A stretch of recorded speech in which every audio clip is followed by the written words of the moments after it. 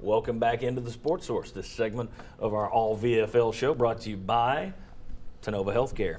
Next month is Prostate Cancer Awareness Month. That means it's time for you to ask your doctor if it's time to take a simple blood test to check your PSA levels. Chat with your doctor about it. It's also a great time to start researching Tennova's Men's Health Center of Excellence. If you do have prostate issues, this is a group that can truly help you through that fight. Give them a look at Tennova.com. Search for the Men's Health Center of Excellence. You'll be very happy you did. And folks, talk to your doctors about getting the PSA test. See if it's time for you to do that check. All right, back with Dewey, Anthony, Jacob. Want to talk to you guys each about the position you played. Jacob, I'm going to start down there this time. Yeah. Offensive line, it may be the biggest concern on the team. Went through a lot of bodies last year, guys in and out, including yourself. Is this offensive line ready to take a step forward? I definitely think they are. You've got guys with a lot of game experience now, Kyler Kerberson, Matt Crowder, Marcus Jackson, all three, fourth, fifth year guys who, are finally ready to take up that mantle of, leadership. Mac's always been our leader on the O-line, but, Marcus and Kerberson have a lot of input too. But I just think, plugging some of those younger guys in and plugging some guys we've had in there before at tackles, and we'll see what we got. I thought last year you could see it a little bit, the offensive line, and certainly a lot of the credit went to Josh Dobbs too. You had a mobile quarterback, which meant you didn't have a static target back there for the defenders to aim at. But the offensive line started to show improvement there when you came back in there. Then Crowder goes down for the Missouri and Vanderbilt games, and you saw that he was missed when he went down. So it's interesting.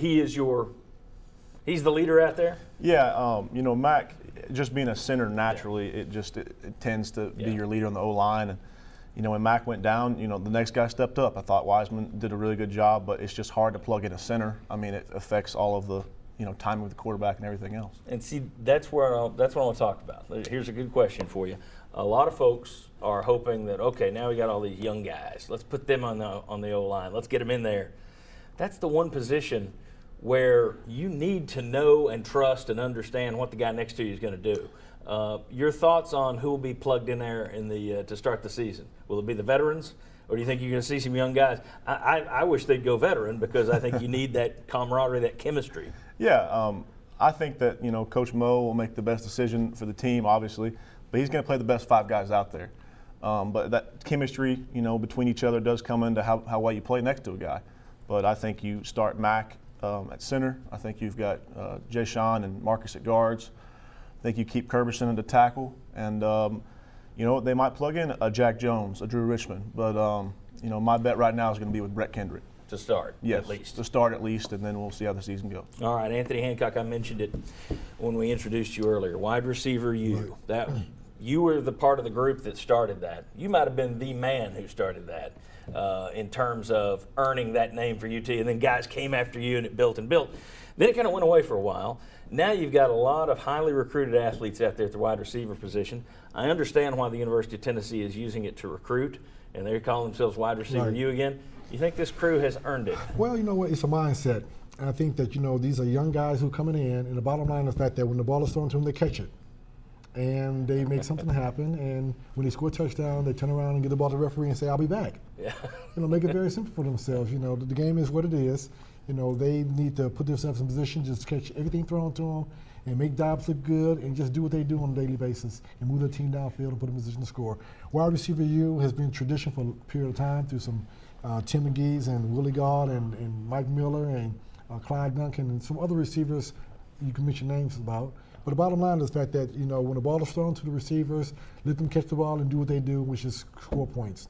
All right. Dewey Warren, former quarterback yourself, former quarterback coach, offensive coordinator. Tell me about Josh Dobbs. What do you like about him?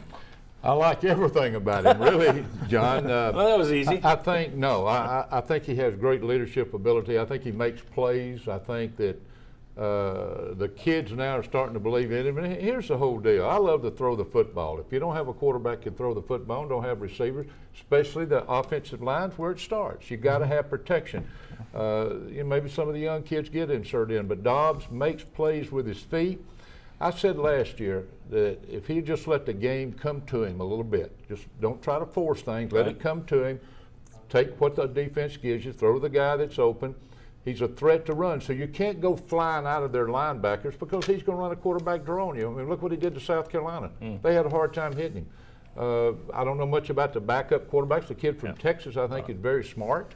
I think he's got a good head on him, been around football. But Dobbs, you know, you got to throw the ball, you got to run the ball. They got two great running backs. So I think with Dobbs, he's shortened his stance a little bit. He's not as wide. He's shortened up, got a good delivery. I think he threw a lot better in the spring. I think he's just going to get better. One thing that impressed me, I want to see if you like this. When I notice a running quarterback, a mobile quarterback, the first thing I'm like, all right, is he dropping back there making one read and then taking off? Is he really looking to run? And one thing that stood out about Dobbs immediately was, even when he's moving around that pocket, his eyes are downfield. Yeah, yeah. And to me, that's so impressive. And a young guy, when he came out there, didn't have a lot of experience, and yet when he's having to move around the pocket, he's still ready to throw it to the open man. He's very smart. He understands the game. And the thing about him, I would tell him this, and I know probably Coach DeBoer, when you run, get down and get out of bounds. You're not chicken. That's not being chicken. That's being smart, because you've got 10 other guys. You got a whole team just counting on you to be the leader. And certainly he will be the leader of the offense, but I think they've got enough of firepower around him to take the pressure off, and I think it's going to make him better. You certainly don't want to see that guy get hurt this year, because then you get question marks about the entire season. So, Josh Dobbs. We All right, don't talk about that. we won't discuss that. I'm sorry. We don't. Bad form on my part. I apologize, guys. okay. All right. When we come back, going to do the same thing. We're going to talk to Fuad Reyes about special teams. Going to talk to Daniel Hood and J.J. Surlis about defensive linemen, including a couple of guys whose thighs look like trees. They look like tents. We'll show you this stuff. Come on back on the Sports Source.